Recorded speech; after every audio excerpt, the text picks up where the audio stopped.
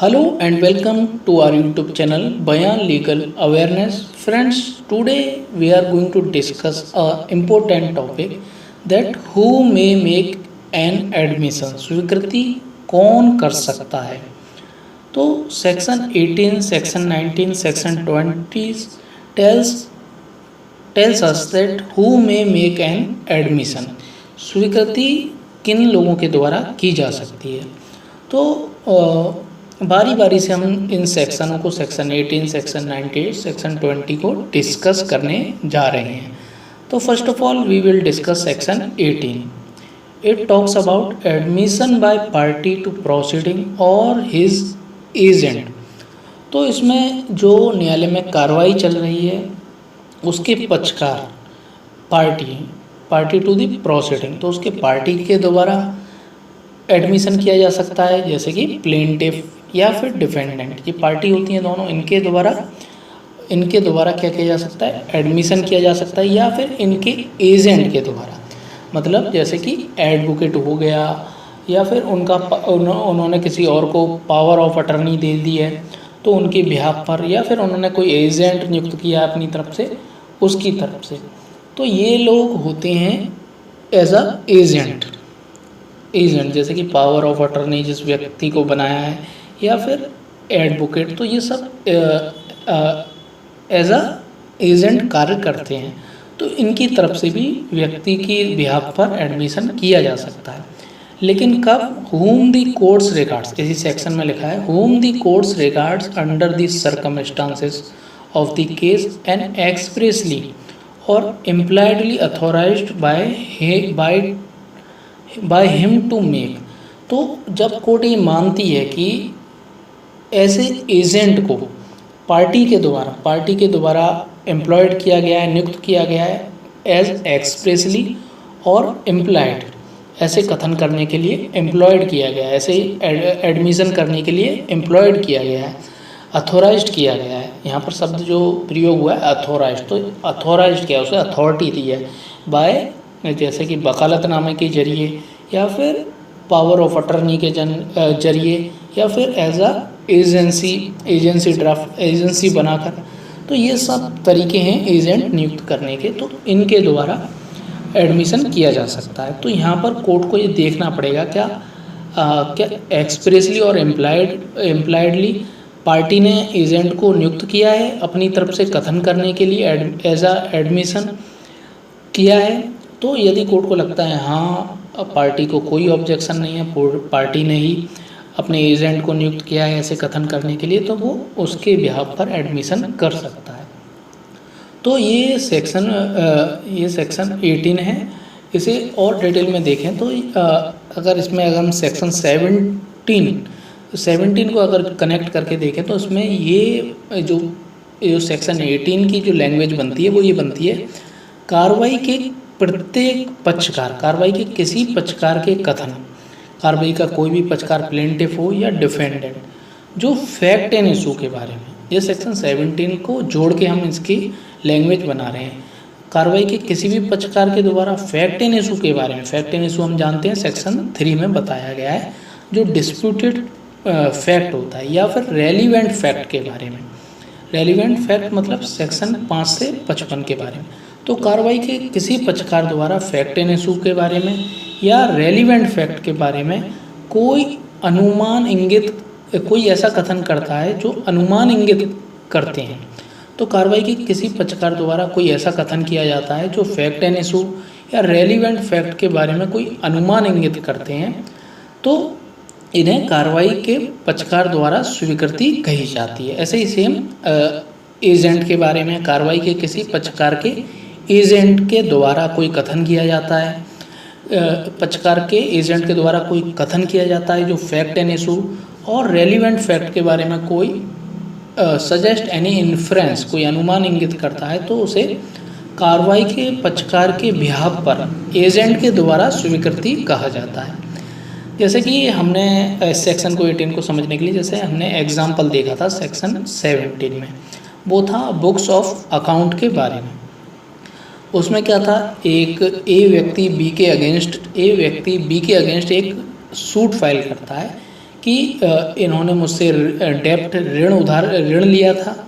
ऋण लिया था और इन्होंने मुझे लौटाया नहीं। ये बी के अगेंस्ट वो केस करता है कि बी ने मुझसे ऋण लिया था और इन्होंने अभी तक लौटाया नहीं। तो यहाँ पर फैक्ट एंड इशू क्या है, क्या उन्होंने ऋण लिया था या नहीं लिया था। तो जो बी एक बुक रखता था, बुक्स ऑफ अकाउंट रखता था, उसके बुक्स ऑफ अकाउंट में एक एंट्री मिलती है, कई एंट्रियाँ होती हैं, उसमें एक एंट्री मिलती है जिसमें ये लिखा होता है कि उसने ए से ऋण लिया था। तो ये यहाँ पर उसके अगेंस्ट है, क्योंकि ये जो स्वीकृति होती है, एडमिशन होता है या कन्फेशन होता है, वो जनरली क्या होता है, वो व्यक्ति के जो व्यक्ति इसे करता है उसके अगेंस्ट होता है।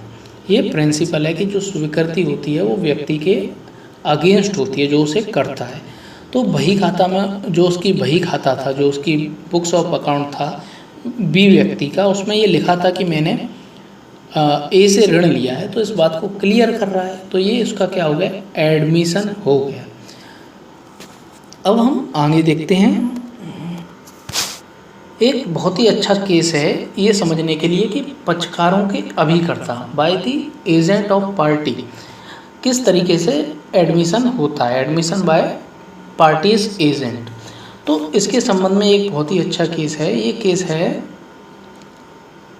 क्रिक्रिस्टल ब्रीवरी बनाम टर्नेस रेलवे कंपनी। तो ये केस है क्रिक्रिस्टल ब्रीवरी बनाम टर्नेस रेलवे कंपनी। थोड़ा केस का नाम कठिन है, तो ये केस का नाम है।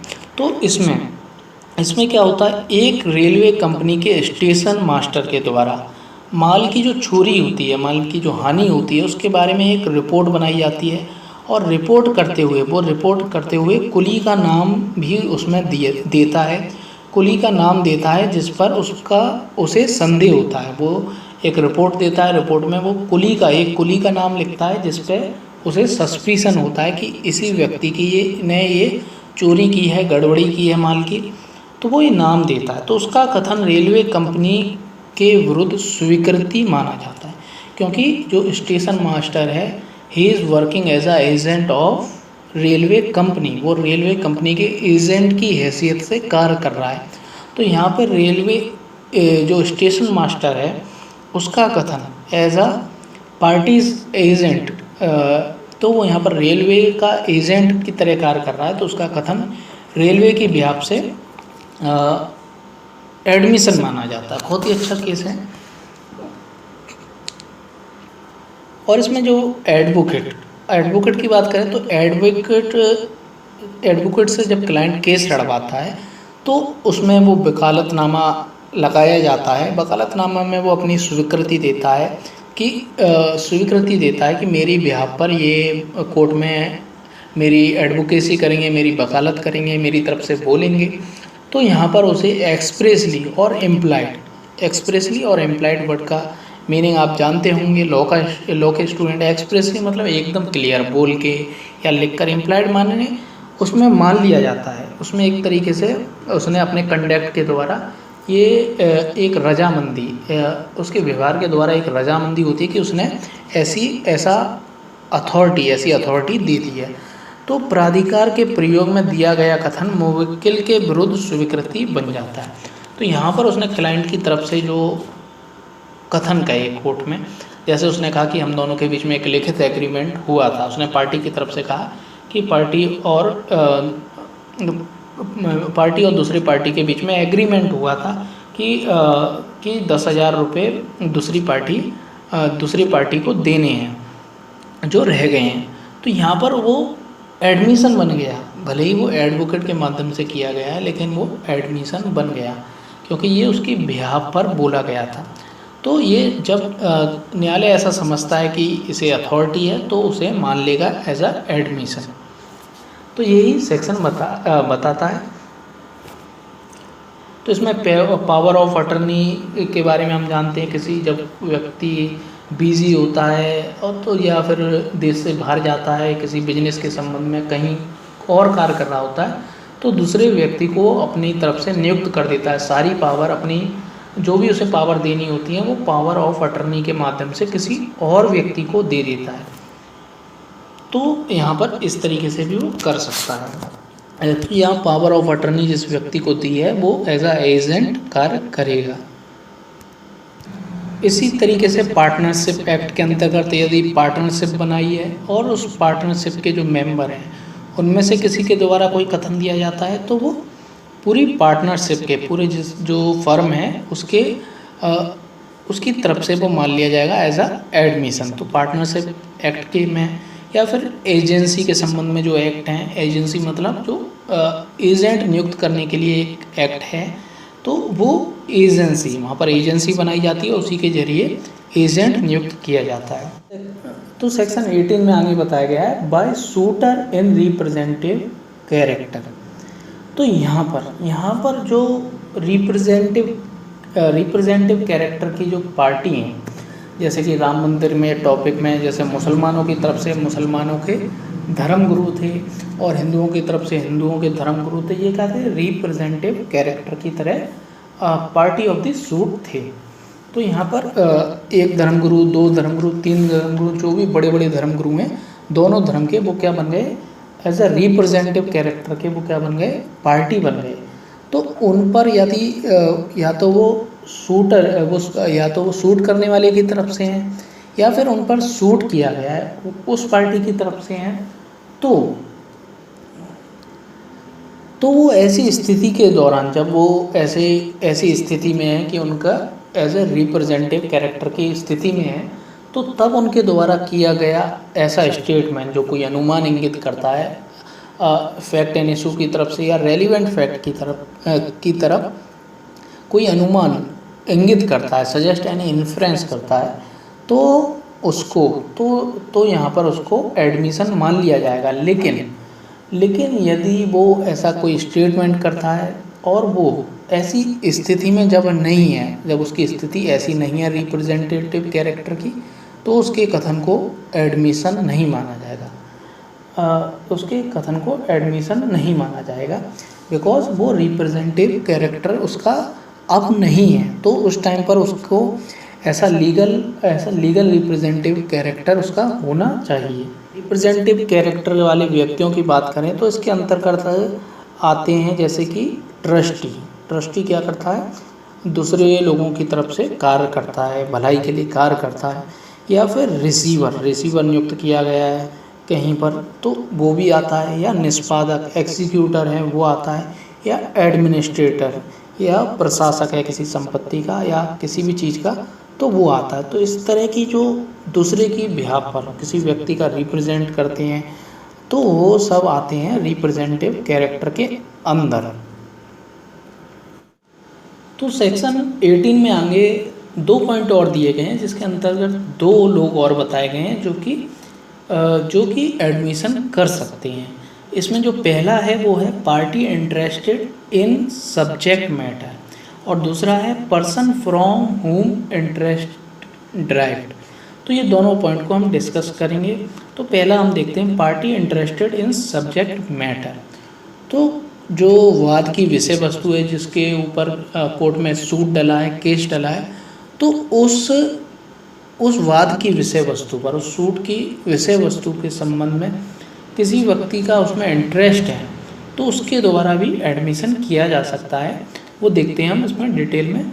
पर्सन अगर हिंदी में कहें तो ऐसे व्यक्ति जिन्हें धन संबंधी या सांपत्तिक हित प्राप्त हो, उनके द्वारा admission. Person who has interest of monetary और पेक्यूनरी इंटरेस्ट, तो व्यक्ति जिन्हें मॉनेटरी और पेक्यूनरी इंटरेस्ट है संपत्ति में, तो उनके द्वारा admission. Person who have any proprietary or pecuniary interest in the subject matter of the proceeding and who make the statement in their character of person so interested are admission if they made during the continuance of the interest of the person making statement। तो यहाँ पर जिस व्यक्ति को जो इसे proprietary या pecuniary मतलब कि जिसे धन संबंधी या सांपत्तिक संबंधी उसका उसको धन संबंधी या उसको सांपत्तिक संपत्ति में किसी का उसका हित है, मतलब कि जॉइंट प्रॉपर्टी है, इस तरीके का कोई हित है, तो यहाँ पर उसका कथन जब उसका इंटरेस्ट है उसी समय उसका कथन होना चाहिए, जो कि सजेस्ट एनी इन्फ्लुएंस, जो कोई अनुमान इंगित कर रहा है फैक्ट एंड इशू के और रेलिवेंट फैक्ट के, तो वो क्या हो जाएगा, एडमिशन हो जाएगा। इसे हम एग्जाम्पल के जरिए समझ लेते हैं। जैसे कि दो व्यक्तियों में ये विवाद है, दो व्यक्तियों में विवाद है कि प्रॉपर्टी पर किसका कब्जा था। तो एक व्यक्ति के पिता का ये कथन कि ये कथन कि कब्जा दूसरे व्यक्ति का था, तो यहाँ पर क्या हो जाएगा, रेलिवेंट हो जाएगा, क्योंकि एक तो इसके अगेंस्ट है और उसके पिता ने ऐसा कथन किया था और वो इंटरेस्टेड था उसकी प्रॉपर्टी में, क्योंकि वो भी साथ में रह रहा था, तो ये रेलिवेंट हो जाएगा। इसके संबंध में हम एक और केस देखते हैं।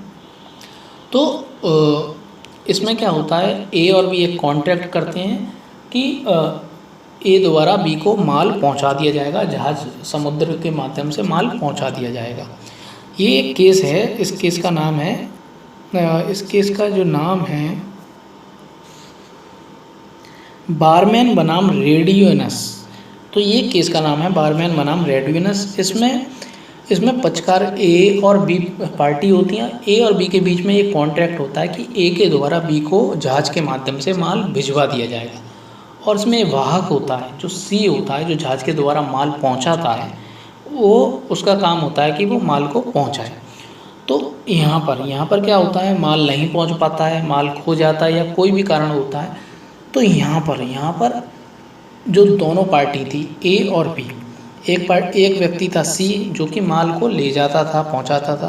तो जब माल खो जाता है तो ए पार्टी का ये कथन कि सी के द्वारा ठीक से माल पहुंचा दिया गया था, सी के द्वारा माल जहाज पर ठीक से लाद दिया गया था और मेरे सामने जहाज रवाना हो गया था। तो यहाँ पर ये उसका कथन ए पार्टी का ये ए के अगेंस्ट है और बी के भी अगेंस्ट है, तो ये एडमिशन है, क्योंकि जो माल था दोनों पार्टी का उसमें इंटरेस्ट था।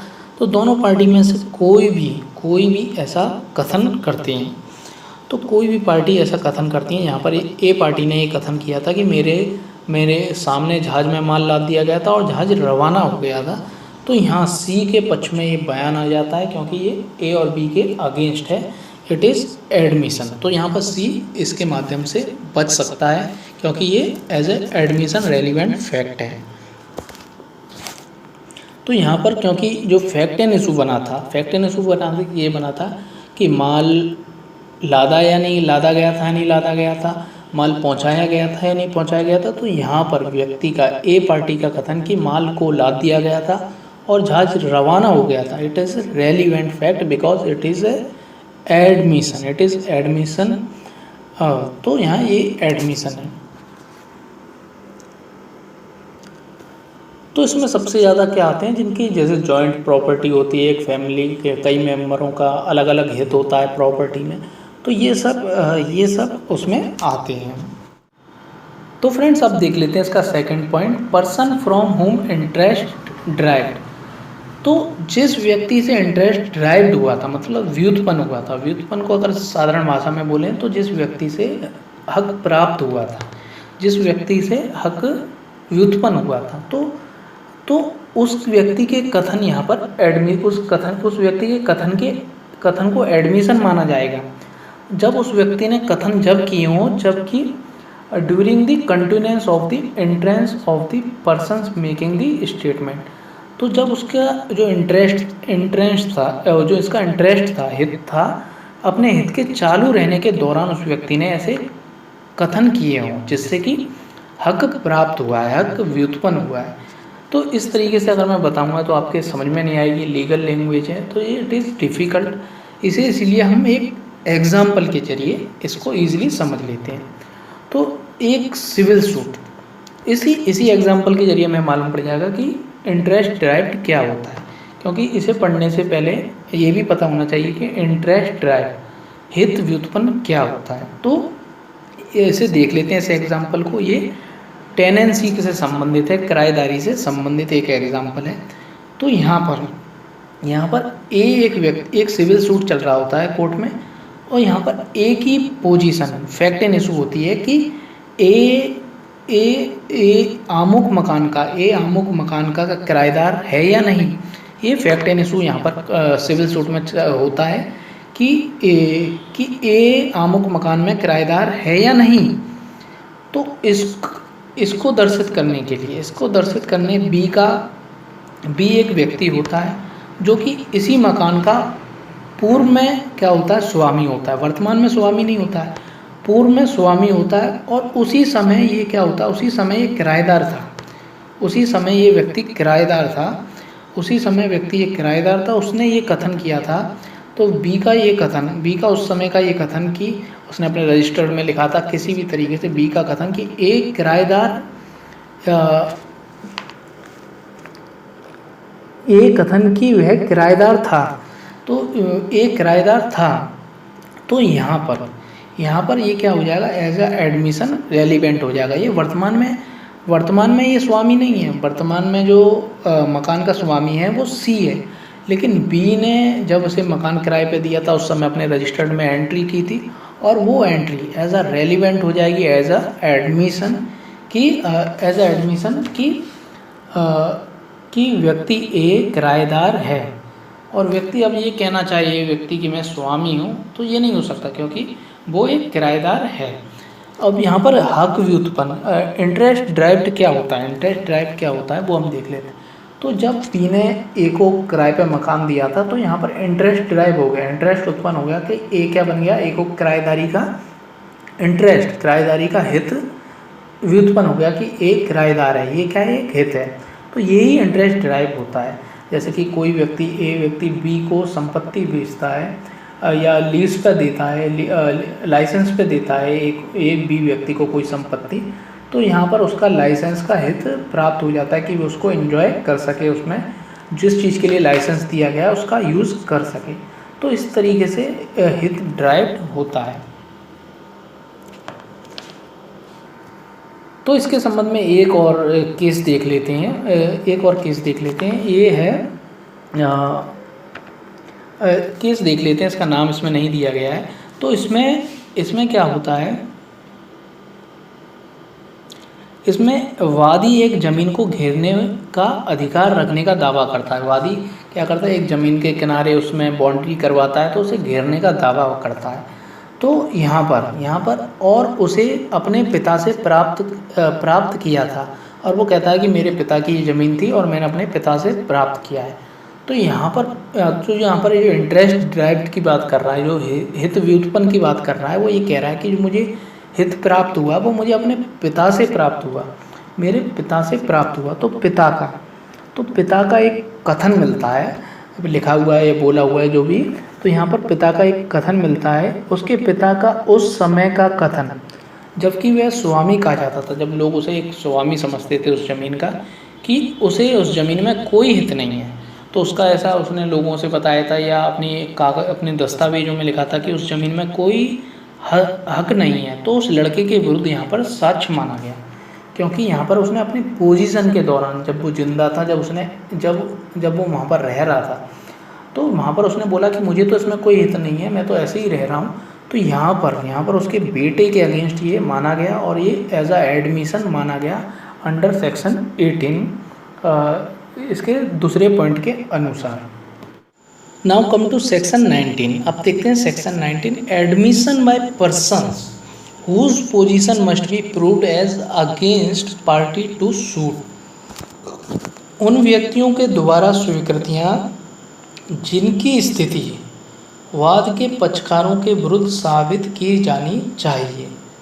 तो यहाँ पर यदि हम अपनी साधारण भाषा में समझें तो यहाँ पर जो एक थर्ड पर्सन होता है, एक तीसरा व्यक्ति होता है, पर व्यक्ति होता है, उसी व्यक्ति की पोजीशन, वो पार्टी ऑफ सूट नहीं होता है, वो पार्टी ऑफ केस नहीं होता है, और उसी व्यक्ति की पोजीशन क्या होती है, फैक्ट एंड इशू होती है या रेलिवेंट फैक्ट होती है। मतलब कि थर्ड पर्सन की, जो कि किसी केस या सूट की पार्टी नहीं है, उसकी पोजीशन ही क्या होती है केस में, उसी की पोजीशन को लेकर केस में प्रश्न उठता है, तो वो उसकी पोजीशन क्या बन जाती है, फैक्ट एंड इशू बन जाती है, या फिर रेलिवेंट बन जाती है थर्ड व्यक्ति की, जो कि पार्टी नहीं होता है केस का, पार्टी ऑफ सूट नहीं होता है। तो यहाँ पर उस थर्ड पर्सन की, जो थर्ड पर्सन है जिसकी पोजीशन फैक्ट एंड इशू है, तो उसके द्वारा किया गया कोई कथन, जो अपनी पोजीशन के बारे में किया गया कथन, अपने जो फैक्ट एंड इशू है तो उसके बारे में किया गया कथन, अपनी पोजीशन के बारे में किया गया कथन क्या हो जाता है, as a admission relevant fact हो जाता है। तो इसके संबंध में इलस्ट्रेशन दिया गया है। ये इलस्ट्रेशन बहुत ही अच्छा है, और इस इलस्ट्रेशन को समझने के बाद सेक्शन 19 की जो लैंग्वेज है वो सम डिफ़िकल्ट है, थोड़ी डिफ़िकल्ट है। तो सबसे पहले हमें इसका इलस्ट्रेशन पढ़ना चाहिए, बाद में हमें इसकी लैंग्वेज पढ़नी चाहिए। तो इस सेक्शन के इलस्ट्रेशन को समझने के बाद पूरा सेक्शन आपके दिमाग में क्लियर हो जाएगा। तो दोनों को एक साथ ही पढ़ना चाहिए, क्योंकि यदि आप सेक्शन इलस्ट्रेशन पढ़ लेंगे तो इलस्ट्रेशन में से वो पॉइंट नहीं निकाल पाएंगे जो सेक्शन 19 में बताए गए हैं। तो दोनों चीज़ों को पढ़ना ज़रूरी है। तो सेक्शन 19 में कौन कौन से पॉइंट निकल रहे हैं सेक्शन 90 के, वो इलस्ट्रेशन में कौन कौन से पॉइंट निकल रहे हैं, इसेंशियल पॉइंट्स कौन से निकल रहे हैं, वो हम डिस्कस करेंगे। तो सबसे पहले हम देखते हैं इलस्ट्रेशन। तो यहाँ पर क्या होता है, एक व्यक्ति होता है वो बी की तरफ से रेंट कलेक्ट करता है, मतलब CDEF जो भी उसके देनदार होते हैं उन्हें रेंट देना है बी को। तो ए की ड्यूटी होती है कि वो बी जो रेंट बी को देना है वो ए कलेक्ट करे। तो ए बी की तरफ से लोगों से जो उसके देनदार हैं उनसे क्या करता है, रेंट कलेक्ट करता है। तो क्या होता है, इनमें एक विवाद उत्पन्न हो जाता है सी को लेकर के, सी व्यक्ति से ए ने रेंट लिया है या नहीं लिया है। तो यहाँ पर क्या करता है, बी एक सिविल सूट फाइल करता है, बी सूस ए के अगेंस्ट एक सिविल सूट फाइल करता है सिविल सूट फाइल करता है not collecting rent due from the C. तो बी ए के अगेंस्ट एक सिविल सूट फाइल करता है कि सी से उसने रेंट कलेक्ट नहीं किया है, जो बी को दे था, जो रुपया जो रेंट दे था उसने कलेक्ट नहीं किया है।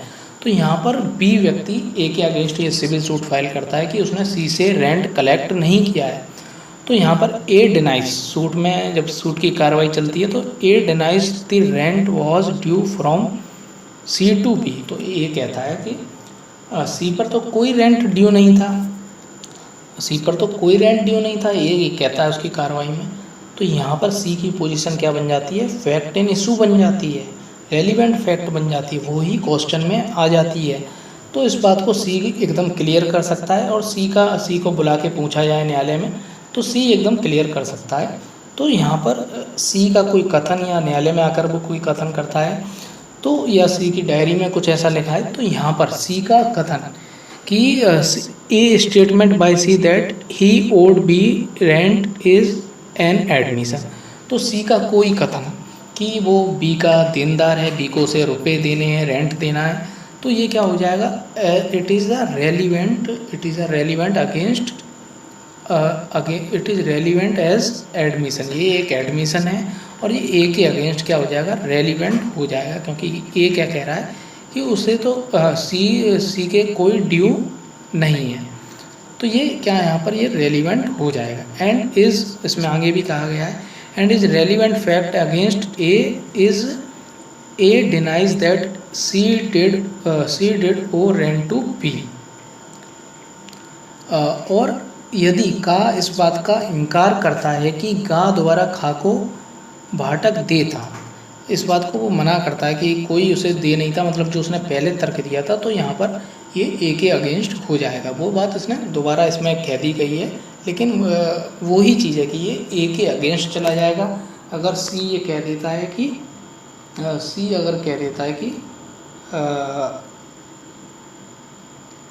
मुझे रेंट देना है, बी को रेंट देना है, तो यहाँ पर सी का कथन क्या हो जाएगा, रेलिवेंट हो जाएगा। तो अगर देखा जाए तो ये एक तरीके से एडमिशन दिखाई नहीं देता है, लेकिन इट इज़ एडमिशन, इसे एडमिशन बनाया गया है। इनडायरेक्ट वे में इसे एडमिशन बताया गया है। तो यहाँ पर इसे एडमिशन बनाया गया है तो इसका यूज़ किया जाता है। लेकिन ऐसे अगर जनरली देखा जाए तो एडमिशन ये नहीं दिखाई देता है, लेकिन ये एडमिशन है और इसे हम एडमिशन ही मानेंगे अकॉर्डिंग टू सेक्शन 19। तो ये था हमारा सेक्शन 19। तो friends now come to section 20। अब देखते हैं section 20, admission by persons expressly referred to by party to suit. तो ये सेक्शन है, ये जो सेक्शन है वो रेफरी के कथन के बारे में, स्टेटमेंट ऑफ रेफरी। तो रेफरी आप जानते हैं कोई एक व्यक्ति होता है, जब दो व्यक्तियों को किसी चीज़ के बारे में जानकारी नहीं होती है तो वो तीसरे व्यक्ति को नियुक्त करते हैं।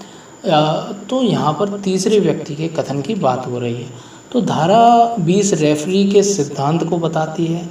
सिद्धांत ये कहता है कि जब कोई पक्षकार किसी पर व्यक्ति का नाम कोई विशेष सूचना प्राप्त करने के लिए बताता है, कोई एक व्यक्ति, दोनों पार्टी में से एक व्यक्ति कहती है कि इस व्यक्ति से पूछ लो, तो ऐसे पर व्यक्ति का उस विषय पर कोई भी कथन उस पक्षकार के विरुद्ध स्वीकृति हो जाएगा। तो जो पार्टी ये कह रही है, जो ये पार्टी कह रही है कि उस व्यक्ति से पूछ लो, तो वो उसी के अगेंस्ट, क्योंकि उसने कहा था कि इस व्यक्ति से पूछ लो, तो उस रेफरी का कथन उसी पार्टी के, तो उस पक्षकार के विरुद्ध स्वीकृति हो जाएगा। जो पार्टी ये कह रही है, ए व्यक्ति ये कह रहा है, ए और बी के बीच में कोई विवाद है और कोई संपत्ति के बारे में घोड़े को लेकर, तो ए व्यक्ति बी व्यक्ति से कह रहा है कि सी व्यक्ति से पूछ लो कि घोड़ा कैसा है, स्वस्थ है या नहीं।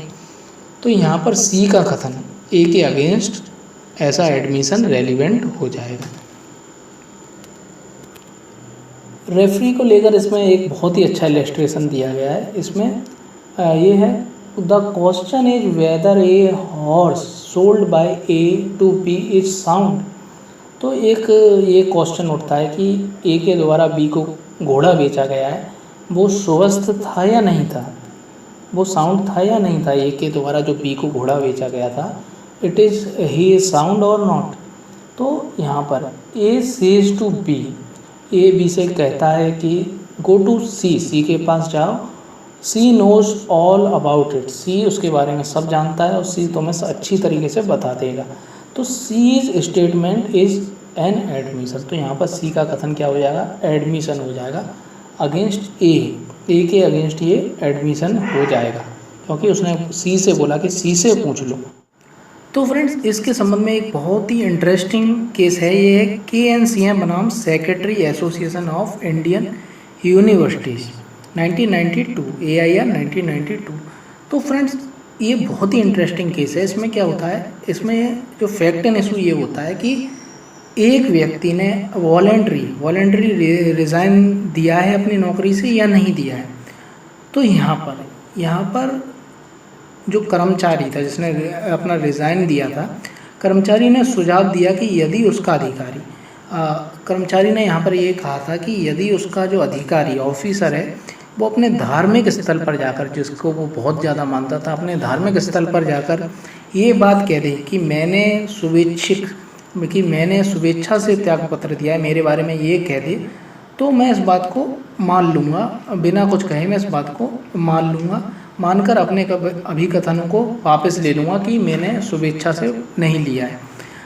जो वो बाद में ये कह रहा था जो कि मैंने ये वॉलेंट्री रिटायरमेंट नहीं लिया है, मैं ये मान लूँगा कि मैंने वॉलेंट्री रिटायरमेंट लिया है, मैंने शुभेच्छा से त्यागपत्र दिया है यदि मेरा अधिकारी अपने धार्मिक स्थल पर, अपने रिलीजियस प्लेस पे जाके ये बात को कह दे कि मैंने त्यागपत्र मैंने वॉलेंट्री रिटायरमेंट लिया है, मैंने वॉलेंट्री रेजिग्नेशन दिया है। तो ये बात अगर वो कह दे कि मैंने वॉलेंट्री रेजिग्नेशन दिया है तो मैं बात मान लूँगा। तो अधिकारी ने ऐसा ही किया और उसने ये कथन कहा कि इस कर्मचारी ने वॉलेंट्री रेजिग्नेशन दिया है। तो यहाँ पर उसके कथन को, थर्ड व्यक्ति के कथन को यहाँ पर रेलिवेंट फैक्ट माना गया एज अ एडमिशन।